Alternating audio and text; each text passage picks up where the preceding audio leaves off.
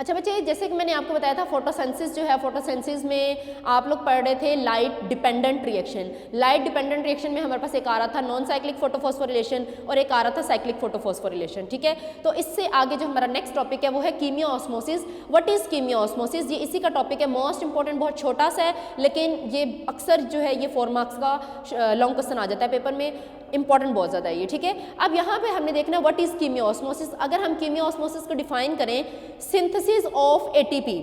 मैंने आपको बताया था कि जो साइक्लिक फोटोफॉस्फोरिलेशन है और जो नॉन साइक्लिक फोटोफॉस्फोरिलेशन है उसमें हमारे पास एक प्रोडक्ट बनती है जिसका नाम है एटीपी। तो ये जो सिंथेसिस ऑफ एटीपी है, एटीपी का बनना ऑन द थैलाक्वाइड मेम्ब्रेन, आपको पता है ये जो एटीपी बनता है ये कहाँ पे बनता है, थैलाक्वाइड की मेम्ब्रेन के ऊपर बनता है, ठीक है। तो थैलाक्वाइड मेम्ब्रेन के ऊपर एटीपी का बनना during cyclic and non cyclic photophosphorylation. मैंने आपको बताया था कि साइक्लिक फोटोफॉस्फोरिलेशन में भी और नॉन साइक्लिक फोटोफॉस्फोरिलेशन में भी हमारे पास एक प्रोडक्ट बनती है जिसका नाम है एटीपी, ठीक है। तो एटीपी का बनना on the thylakoid membrane during cyclic and non cyclic photophosphorylation by couple of redox reaction, ठीक है। मतलब रिडॉक्स रिएक्शन के रिजल्ट में आपके पास जो नॉन साइक्लिक फोटोफॉस्फोरिलेशन है और जो साइक्लिक फोटोफॉस्फोरिलेशन है इसमें एक प्रोडक्ट बनती है जिसका नाम है एटीपी। तो ये एटीपी का बनना है, दिस इज नोन एज कीमियो ऑस्मोसिस, ठीक है। और ये सारा प्रोसेस कहाँ पे हो रहा था, थैलाक्वाइड की मेम्ब्रेन के ऊपर हो रहा होता है। अगर हम यहाँ पे इस डायग्राम के थ्रू इसको समझें तो यहाँ पे देखें ये मैंने बनाई है एक ऑर्गेनेली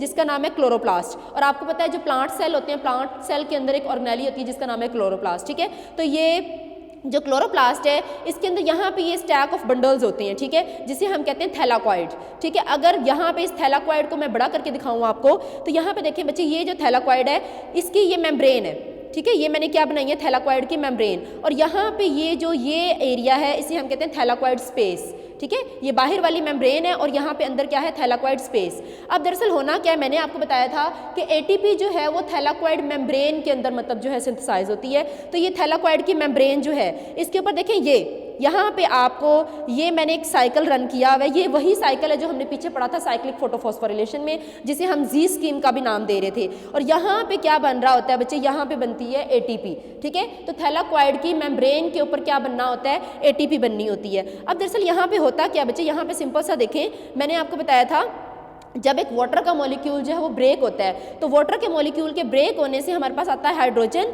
ठीक है। और दूसरा हमारे पास यहाँ पे इन्वायरमेंट में रिलीज होती है ऑक्सीजन। और आपको पता है जब ये हाइड्रोजन जो है इसमें से जब हमें इलेक्ट्रॉन मतलब निकाल दें तो ये हाइड्रोजन आयंस बन जाते हैं। तो यहाँ पे ये जो इलेक्ट्रॉन्स थे, ये जो इलेक्ट्रॉन है इनका काम होता है कि ये इलेक्ट्रॉन ट्रांसपोर्ट चेन के ऊपर से गुजर रहे थे, ठीक है, मतलब जी स्कीम के ऊपर से, मतलब आपने पढ़ा था जी स्कीम, तो यही वो इलेक्ट्रॉन्स हैं जो वो मतलब मूव कर रहे थे जी स्कीम के ऊपर, ठीक है। और जिससे हमारे पास क्या बन रही थी, एटीपी बन रही थी। अब ये हाइड्रोजन आयन का क्या काम होता है, ये हाइड्रोजन आयंस जो हैं यहाँ पे देखें, जैसे ये थैलाक्वाइड मेम्ब्रेन है, इस थैलाक्वाइड के मेम्ब्रेन के ऊपर ये जी स्कीम जो है मतलब ये रन हो रही है, ठीक है।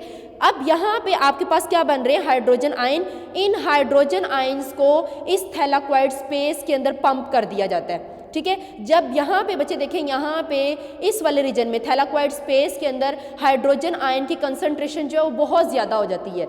मतलब यहाँ पे ये जो थैलाक्वाइड है इस थैलाक्वाइड के अंदर क्या होगा, हाइड्रोजन आयन की कंसंट्रेशन जो बहुत ज़्यादा हो जाएगी। और ये जो बाहर है ये स्पेस है, इसको हम कहते हैं स्ट्रोमा। मैंने आपको बताया था यहाँ पे फ्लूइड होता है जिसको हम कहते हैं स्ट्रोमा। अब आपको पता है यहाँ पे हाइड्रोजन आयंस जो है इनकी कंसंट्रेशन ज़्यादा हो रही है, ठीक है। जब यहाँ पे इनकी कंसंट्रेशन ज़्यादा हो रही है इसका मतलब ये है कि स्ट्रोमा के अंदर हाइड्रोजन आयन की कंसंट्रेशन कम है। तो यहाँ पे जैसे मैंने लिखा भी हुआ है कि हाइड्रोजन आयन की कंसंट्रेशन जो वो स्ट्रोमा के अंदर कम होती है, जबकि थैलाक्वाइड स्पेस जो है यहाँ पे इसकी कंसंट्रेशन जो है वो ज़्यादा होती है। तो यहाँ पे क्या होता है, कंसंट्रेशन ग्रेडियंट बन जाता है, ठीक है। मतलब एक तरफ कंसंट्रेशन ज़्यादा है और दूसरी तरफ कंसंट्रेशन जो है वो कम है। तो आपको पता है हमेशा मॉलिक्यूल्स जो हैं आयंस वगैरह वो क्या करते हैं, हायर कंसंट्रेशन से लोअर कंसंट्रेशन की तरफ मूव करते हैं। तो जब यहाँ से ये जो हाइड्रोजन आयंस हैं इनको बच्चे यहाँ से पंप किया जाता है एटीपी सिंथेज, यहाँ पे ये पंप्स लगे होते हैं जिन्हें हम कहते हैं एटीपी सिंथेज। ये क्या करते हैं, इन हाइड्रोजन आयन को यहाँ से स्ट्रोमा में जब इनको पंप किया जाता है तो ये हाइड्रोजन आयन को जो है इनको यूटिलाइज किया जाता है, ये क्या करती हैं एडीपी जो है इसके साथ फॉस्फेट को अटैच करके यहाँ पे बना देती हैं एटीपी। तो हमारा मेन जो काम है वो हमने बनाना ही एटीपी होता है, ठीक है। तो वो पहले कह रहे हैं कि यहाँ पे क्या होगा, जी स्कीम रन होगी, जी स्कीम के रन होने से यहाँ पे जो हाइड्रोजन आयन आएंगे उनको थैलाकोइड स्पेस के अंदर पंप किया जाएगा, फिर इनको इस एटीपी सिंथेज, ये दरअसल एटीपी सिंथेज जो है ये एंजाइम के तौर पे भी एक्ट करता है, ठीक है। और ये पंप है, ये क्या करेगा, जब इन हाइड्रोजन आयन को बाहर की तरफ पंप करता है तो ये हाइड्रोजन आयंस जो है इनको यूटिलाइज किया जाता है, ये एडीपी को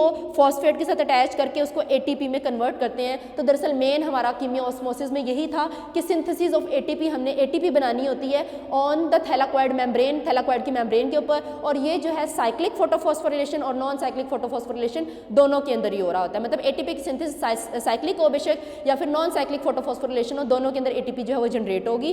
तो ये हमारा आज का टॉपिक था, most important for short question, what is chemiosmosis, और ये लॉन्ग क्वेश्चन में भी आ जाता है कीमियोऑस्मोसिस। इसके अलावा बच्चे जो हमने कल पढ़ा था साइक्लिक और नॉन साइक्लिक फोटोफॉस्फोरिलेशन, ये भी बहुत इंपॉर्टेंट है, ये अक्सर पूछ लिया जाता है।